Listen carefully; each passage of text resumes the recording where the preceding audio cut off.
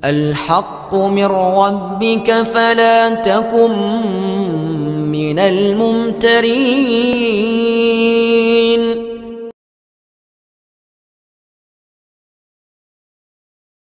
Dukun dakwah Al-Haqqu TV, pembangunan asrama, panti asuhan dan pondok pesantren Al-Haqqu, serta pembangunan Masjid Islamic Center Al-Haqqu. Salurkan donasi Anda melalui Bank Syariah Indonesia dengan nomor rekening 7726170370 dengan kode bank 451 atas nama Muhammad Rais, pengasuh panti asuhan dan pondok pesantren Al-Haqqu.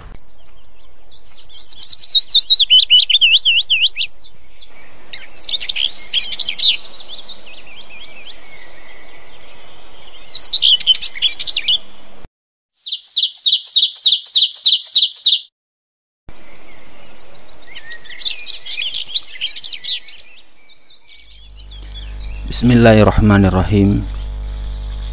Assalamualaikum warahmatullahi wabarakatuh. Alhamdulillahi rabbil alamin, wassalatu wassalamu ala nabiyyina Muhammadin wa ala alihi wa ashabihi wa man tabi'ahuda ila yaumiddin, amma ba'd. Para sobat Al-Haqqu TV dimanapun Anda berada, alhamdulillah kita bersua kembali dalam rangka melanjutkan penyampaian materi Kamus Kecil Al-Quran, homonim kata secara alfabetis. Kali ini kita telah sampai ke bagian yang keempat, yaitu huruf jim. Kosakata Al-Quran yang dimulai dengan huruf jim yaitu ada kata jar. Kata jar dalam Al-Quran memiliki dua makna. Yang pertama artinya tetangga. Hal ini diungkapkan dalam Quran surat An-Nisa surah yang keempat ayat 36. Allah Subhanahu wa taala berfirman, dan berbuat baiklah kepada dua orang ibu bapa, karib kerabat, anak-anak yatim, orang-orang miskin, tetangga yang dekat dan tetangga yang jauh. Kemudian yang kedua, kata jar bermakna sahabat, sebagaimana diungkapkan di dalam Quran surat Al-Anfal ayat 48. Quran surah Al-Anfal surah yang ke-8 ayat 48. Allah Subhanahu berfirman, dan ketika setan menjadikan mereka memandang baik pekerjaan mereka dan mengatakan, tidak ada seorang manusia pun yang dapat menang terhadapmu pada hari ini, dan sesungguhnya saya ini adalah sahabatmu. Jadi kata jar di dalam Al-Quran mempunyai dua makna atau arti.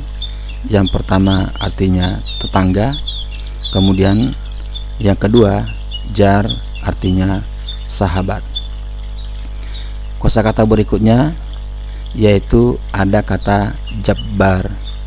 Kata jabbar dalam Al-Quran mempunyai 4 arti. Yang pertama, jabbar artinya Allah Subhanahu wa taala sebagai Sang Maha Kuasa atas seluruh makhluknya. Arti ini ditegaskan dalam beberapa ayat, antara lain perhatikan Quran surat Al-Hasyr. Quran surat Al-Hasyr surah yang ke-59 ayat 23. Allah Subhanahu wa taala berfirman, dialah Allah yang tiada Tuhan selain Dia, Raja yang Maha Suci, yang Maha Sejahtera, yang mengaruniakan keamanan, yang Maha Memelihara, yang Maha Perkasa, yang Maha Kuasa. Maksudnya ialah yang Maha Kuasa atas semua makhluknya dalam segala kehendaknya. Kemudian perhatikan juga Quran surat Qaf. Quran surat Qaf ayat 45. Allah Subhanahu wa taala berfirman, dan kamu sekali-kali bukanlah seorang pemaksa terhadap mereka yakni bukan seorang yang berkuasa atas mereka lalu memaksa mereka masuk Islam. Kemudian makna yang kedua dari kata Jabbar yaitu pembunuh. Makna ini seperti terdapat di dalam Quran surat Asy-Syu'ara. Quran surat Asy-Syu'ara surah yang ke-26 ayat 130. Allah Subhanahu wa taala berfirman, "Dan apabila kamu menyiksa, maka kamu menyiksa sebagai orang-orang kejam dan bengis." Yakni jika kamu menyiksa lalu membunuh tanpa alasan yang benar, maka perbuatanmu itu sama dengan perbuatan para pembunuh yang kejam dan bengis.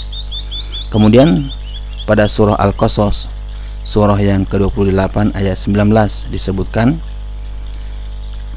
musuhnya berkata, "Hai Musa, apakah kamu bermaksud hendak membunuhku sebagaimana kamu kemarin telah membunuh seorang manusia?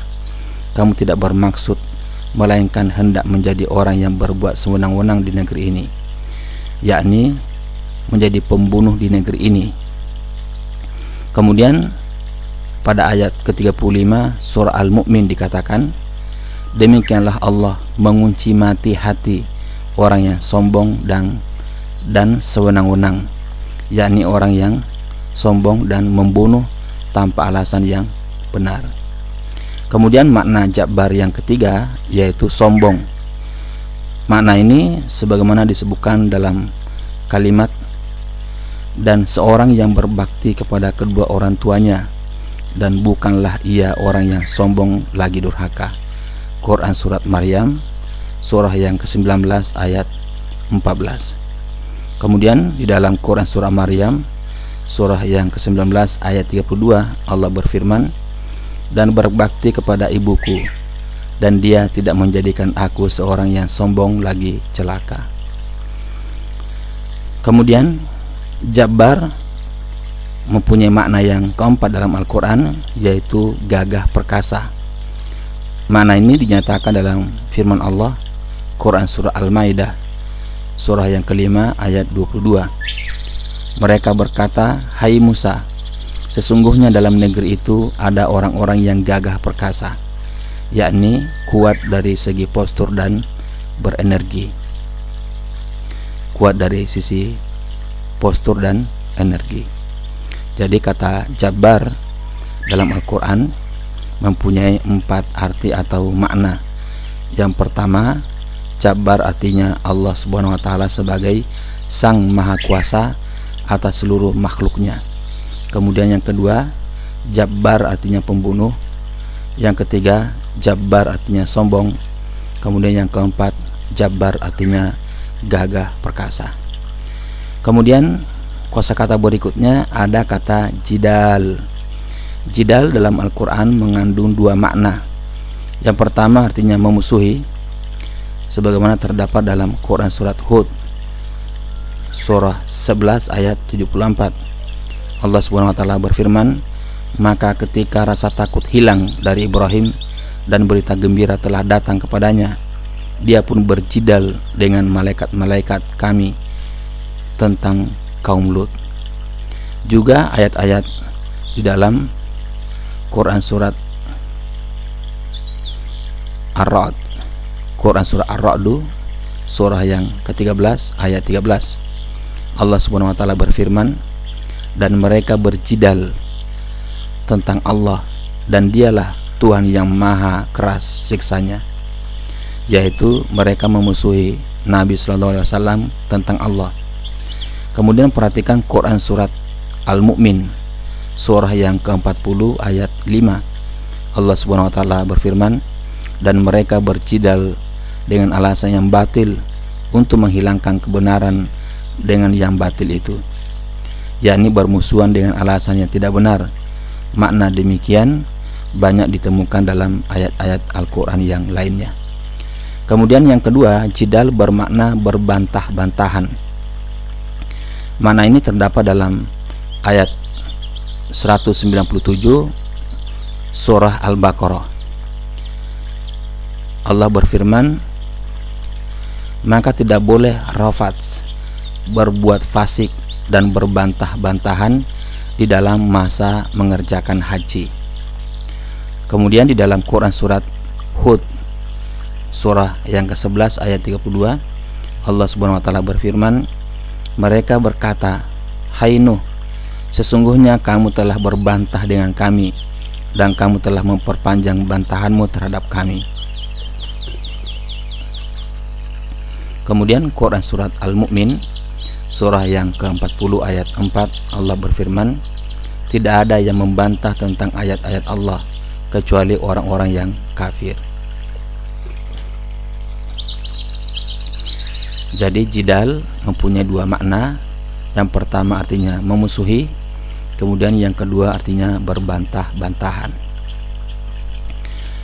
Kosakata selanjutnya ada kata ja'al.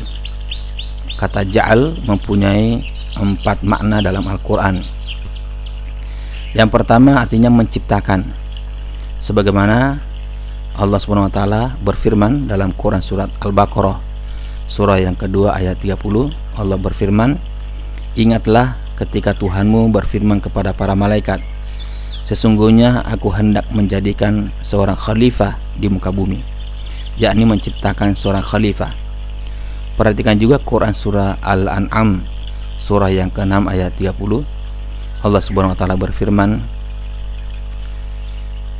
segala puji bagi Allah yang telah menciptakan langit dan bumi dan mengadakan gelap dan terang, yakni menciptakan pula gelap dan terang. Yang kedua, ja'al artinya menjadikan. Makna ini banyak dijumpai dalam ayat-ayat Al-Quran. Antara lain, perhatikan Quran surah Al-An'am. Quran surah Al-An'am surah yang ke-6 ayat 136. Allah berfirman, dan mereka memperuntukkan bagi Allah satu bagian dari tanaman dan ternak yang telah diciptakan Allah, yakni menjadikan tanaman dan ternak itu sebagai bagian untuk Allah. Kemudian Quran surah Yunus surah yang ke-10 ayat 59, Allah berfirman, katakanlah, terangkanlah kepadaku tentang rezeki yang diturunkan Allah kepadamu, lalu kamu jadikan sebagiannya haram dan sebagiannya halal. Kemudian kata ja'al mempunyai makna nama atau menyebut, seperti terkandung dalam 2 ayat berikut, yaitu Quran surah Az-Zukhruf ayat 3, Quran surah Az-Zukhruf surah yang ke-43 ayat 3. Allah berfirman, sesungguhnya kami menjadikan Al-Quran dalam bahasa Arab supaya kamu memahaminya, yakni memahami kitab suci Al-Quran. Kemudian perhatikan Quran surah Az-Zukhruf ayat 19, Allah berfirman, dan mereka menjadikan malaikat-malaikat yang mereka itu adalah hamba-hamba Allah yang maha pemurah sebagai orang-orang perempuan, yakni mereka menamai para malaikat itu sebagai perempuan. Kemudian yang keempat, ja'al artinya menyifati, sebagaimana disebutkan dalam Quran surat Al-An'am surah yang ke-6 ayat 100, Allah berfirman, dan mereka orang-orang musyrik menjadikan jin itu sekutu bagi Allah, padahal Allah lah yang menciptakan jin-jin itu. Kemudian perhatikan Quran surah An-Nahl. Quran surah An-Nahl surah yang ke-16 ayat 57, Allah berfirman, dan mereka menjadikan bagi Allah anak-anak perempuan. Kemudian Quran surah Az-Zukhruf surah yang ke-43 ayat 15, Allah berfirman, dan mereka menjadikan sebahagian dari hamba-hambanya sebagai bahagian daripadanya, yakni menyifati. Jadi kata ja'al dalam Al-Quran mempunyai 4 makna. Yang pertama artinya menciptakan, yang kedua artinya menjadikan, yang ketiga artinya memberi nama atau menyebut, kemudian yang keempat artinya menyifati. Berikutnya ada kata jam. Kata jam mempunyai 3 arti dalam Al-Quran. Yang pertama artinya tulang iga, sebagaimana disebutkan dalam Quran surat Ali Imran surah yang ketiga ayat 191. Allah berfirman, yaitu orang-orang yang mengingat Allah sambil berdiri atau duduk atau dalam keadaan berbaring, yakni berebah, yaitu merebahkan diri dan bertumpu pada tulang iga. Kemudian dalam Quran surat As-Sajdah surah yang ke-32 ayat 6 ayat 16 Allah berfirman, tulang iga mereka jauh dari tempat tidurnya. Kemudian kata jamb makna yang kedua artinya perjalanan, sebagaimana terkandung dalam Quran surah An-Nisa ayat 36 Allah berfirman, dan teman sejawat Ibnu Sabil, yakni teman seperjalanan. Tapi ada mufasir yang mengatakan bahwa teman yang dimaksud adalah istri di dalam rumah. Yang ketiga, kata jamb bermakna perintah, sebagaimana terdapat dalam Quran surah Az-Zumar surah yang ke-39 ayat 56. Allah Subhanahu wa taala berfirman, supaya jangan ada orang yang mengatakan, amat besar penyesalanku atas kelalaianku dalam menunaikan perintah Allah. Jadi kata jamb dalam Al-Quran mempunyai 3 makna. Yang pertama tulang iga, yang kedua perjalanan, dan yang ketiga artinya perintah. Kemudian kosakata berikutnya ada kata jinnah. Jinnah dalam Al-Quran mengandung 2 makna. Yang pertama artinya jin, seperti dinyatakan dalam ayat Al-Quran, Quran surat An-Nas surah yang ke-114 ayat 6 Allah berfirman, yang membisikkan kejahatan ke dalam dada manusia dari golongan jin dan manusia. Kemudian jinnah bermakna gila, sebagaimana disebutkan dalam Quran surat Al-A'raf surah yang ke-7 ayat 184. Allah berfirman, apakah mereka lalai dan tidak memikirkan bahwa teman mereka Muhammad tidak berpenyakit gila. Kemudian perhatikan Quran surat Saba surah yang ke-34 ayat 46. Allah berfirman, sesungguhnya aku hendak memperingatkan kepadamu suatu hal saja, yaitu supaya kamu menghadap Allah dengan ikhlas, berdua-dua atau sendiri-sendiri. Kemudian kamu pikirkan tentang Muhammad, tidak ada penyakit gila sedikit pun pada kawanmu itu. Jadi kata jinnah mempunyai 2 makna dalam Al-Quran. Yang pertama artinya jin, kemudian yang kedua artinya gila. Kemudian kosakata berikutnya ada kata jihad. Jihad memiliki 3 makna dalam Al-Quran. Yang pertama jihad dengan tutur kata, sebagaimana disebutkan dalam Quran surat At-Taubah surah yang ke-9 ayat 73. Allah berfirman, hai Nabi, berjihadlah melawan orang-orang kafir dan orang-orang munafik itu, yakni berjihadlah dengan tutur kata. Kemudian perhatikan Quran surah Al-Furqan surah yang ke-25 ayat 52. Allah berfirman, dan berjihadlah terhadap mereka dengan Al-Quran dengan jihad yang besar, yakni berjihadlah dengan Al-Quran dan tutur kata. Kemudian yang kedua, jihad dengan perilaku, seperti dinyatakan dalam 3 ayat berikut. Perhatikan pertama Quran surah Al-Hajj surah yang ke-22 ayat 78. Allah SWT berfirman, dan berjihadlah kamu pada jalan Allah dengan jihad yang sebenar-benarnya, yakni berbuatlah di jalan Allah dengan sebenar-benar perbuatan. Kemudian perhatikan Quran surat Al-Ankabut surah yang ke-29 ayat 69. Allah berfirman, dan orang-orang yang berjihad untuk mencari keridhaan kami. Kemudian perhatikan Quran surah Al-Ankabut ayat 6. Allah berfirman, dan barang siapa yang berjihad, maka sesungguhnya jihadnya itu adalah untuk dirinya sendiri, yakni barang siapa berbuat baik, maka perbuatan dan manfaatnya akan kembali kepada dirinya sendiri. Kemudian yang ketiga, jihad dengan berperang, Sebagaimana disebutkan dalam ayat berikut, perhatikan Quran surat An-Nisa surah yang keempat ayat 95. Allah berfirman, tidaklah sama antara mukmin yang duduk yang tidak ikut berperang, yang tidak mempunyai uzur, dengan orang-orang yang berjihad di jalan Allah dengan harta mereka dan jiwanya. Kemudian pada ayat yang sama juga disebutkan Allah melebihkan orang-orang yang berjihad atas orang yang duduk dengan pahala yang besar. Jadi kata jihad mempunyai 3 makna. Yang pertama, jihad dengan tutur kata. Kemudian yang kedua, jihad dengan perilaku. Dan yang ketiga, jihad dengan berperang. Demikian para sobat Al-Haqqu TV dimanapun Anda berada, penyampaian kamus kecil Al-Quran, homonim kata secara alfabetis, bagian yang keempat, huruf jim.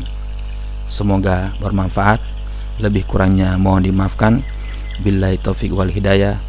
Wassalamualaikum warahmatullahi wabarakatuh.